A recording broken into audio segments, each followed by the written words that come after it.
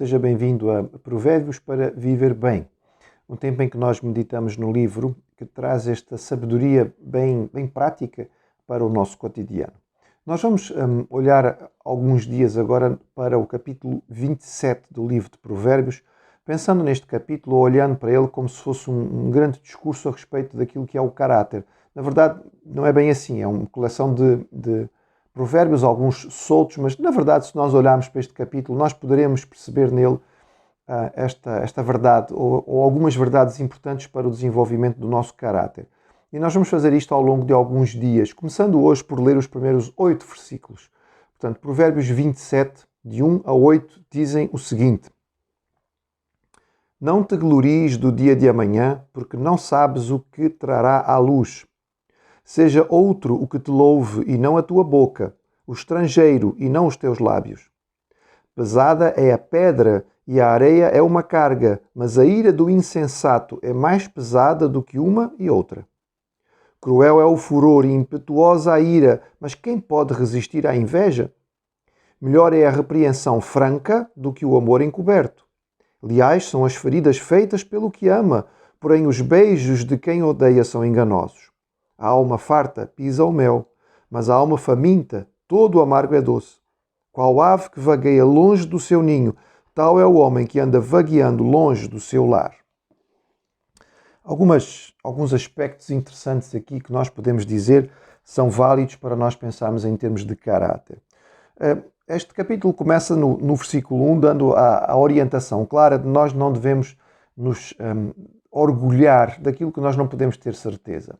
Ou seja, garantir ou falar antecipadamente de alguma coisa que nós temos garantia ou achamos com toda a convicção que vai acontecer, não é a melhor coisa, é preferível ser modesto. Porque o texto diz que nós não sabemos exatamente o que é que o amanhã vai trazer. Então não te glories antecipadamente. A orientação continua no versículo 2 com a palavra dada de forma muito clara. É muito melhor, muito mais preferível que sejas tu a receber, digamos, uma palavra de louvor por parte de alguém de fora, do que sejas tu a te louvar pela tua própria boca. Então a orientação é esta: não te vanglories, não fales bem de ti mesmo. Se é preciso tu falares, é porque alguma coisa não está bem. Deverá ser sábio tu esperares que seja outro a falar de ti, que seja outro a mencionar alguma coisa boa a teu respeito. Vem dentro do conceito que todo o livro fala contra o orgulho, contra a vaidade, como uma das coisas que Deus mais odeia, porque este é o princípio que é desenvolvido ao longo de todo o livro, em vários e vários textos. O verso 3 nos chama a atenção para o temperamento descontrolado, e é interessante a comparação que ele faz, porque ele fala da pedra, da areia, que podem ser uma carga, portanto coisas que são pesadas, mas o insensato tem um peso ainda maior. O temperamento descontrolado, o temperamento tolo, o temperamento que não tem medida, acaba por ser um peso nas nossas vidas, porque ele impede-nos de progredir.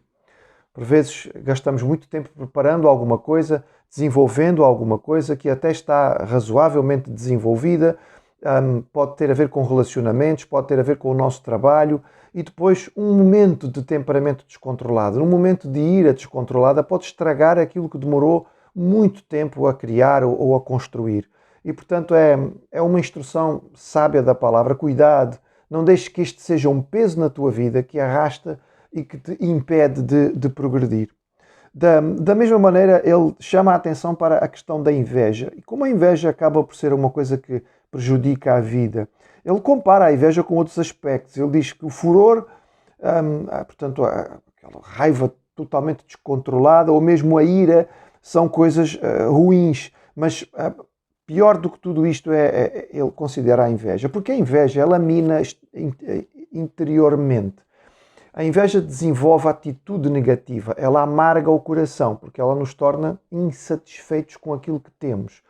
A inveja tem a ver com a dificuldade em apreciar o bem do outro, em ter dificuldade em ficar feliz por aquilo que acontece de positivo com os que estão à nossa volta. Isto é um aspecto bastante negativo no caráter. Nós devemos ser capazes de nos alegrar com quem se alegra e chorar com quem chora. É a instrução dada no Novo Testamento, ou seja, ser capaz de perceber a satisfação do outro e ver a bênção do outro praticamente como sendo uma bênção nossa, partilhar com ele esta alegria. Que coisa extraordinária, não é? Seria uma vida muito mais bonita, aquela em que nós nos alegramos com todas as alegrias dos que estão à nossa volta. Certamente vamos ter muito mais alegria do que se nós nos concentrarmos única e exclusivamente na satisfação da nossa própria alegria, o nosso próprio contentamento, mas podemos partilhar aquilo que vem e que acontece na vida de outros. Os provérbios 5 e 6 têm a mesma mensagem. Eles falam a respeito da franqueza que deve existir por parte dos relacionamentos de verdadeira amizade. Ele diz, é preferível a repreensão franca do que amor encoberto, amor que não se manifesta. Ele diz, aliás, são as feridas feitas pelo que ama, melhor do que o beijo daqueles que são enganosos. O verdadeiro amigo, por vezes, precisa causar alguma dor, porque por vezes nós precisamos que alguém nos chame a atenção. Por vezes nós precisamos que alguém nos diga que algo está errado. Há pessoas que apenas nos bajulam, apenas nos dizem que é tudo maravilhoso e fantástico, não serão necessariamente os melhores amigos. Se há coisas boas, que elas sejam elogiadas e reconhecidas. Coisas que não são tão boas devem ser chamadas à atenção e devem ser corrigidas. Este é o ensino da palavra de Deus e deve ser a forma de nós encararmos. É preferível termos um amigo franco, que nos diz as coisas como elas são, do que nos cercarmos de pessoas que apenas nos bajulam. Infelizmente acontece muito isto com pessoas que estão em posições de poder.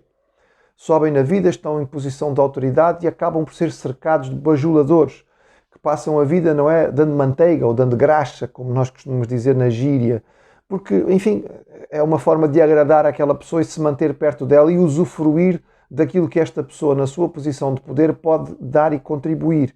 Isto não é verdadeira amizade. Assim que este indivíduo cair do poder, estas pessoas vão deixar de estar por perto. Então não é um princípio cristão. O princípio cristão é honestidade e franqueza. É claro, mediada com amor, não é? Temperada com amor, com respeito. Há maneiras e maneiras de se dizer as coisas, mas quem verdadeiramente ama, repreende de forma sábia, no momento certo, na hora certa, da maneira certa, para realmente poder ajudar e abençoar. O versículo 7 diz para nós termos cuidado, ou seja, é mais um dos muitos versículos que falam sobre a moderação. A alma farta pisa o favo de mel. O favo de mel é algo tão delicioso, não é? Tão fantástico, mas quando alguém já está farto, já está enjoado, já comeu demais, até capaz de pisar aquilo que é algo considerado muito bom e muito valioso. Então, moderação significa nós nos contermos em todas as coisas. Tudo o que é demais atrapalha, estraga. Tudo o que é demais acaba por ser prejudicial.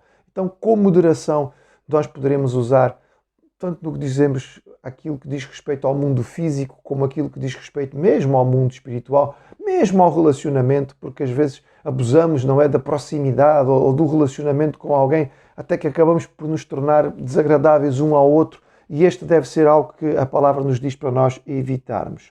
Por fim, o versículo 8 é um versículo interessante que chama a atenção para o valor das nossas raízes.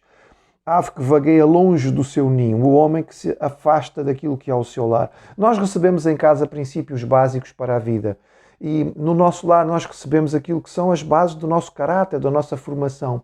Não devemos nos afastar daquilo que foram as bases que nos deram, digamos, o molde do nosso caráter. Aquilo que nós recebemos de valioso e positivo dos nossos pais, dos nossos avós, daquelas pessoas que estiveram junto a nós na nossa criação. Isto é a base, digamos, da nossa vida, sobretudo se ela for nos transmitida pela palavra do Senhor, e é aí que nós devemos nos segurar e evitar nos afastar, não desprezando aquilo que são as nossas raízes. Sabedoria prática para o nosso dia a dia.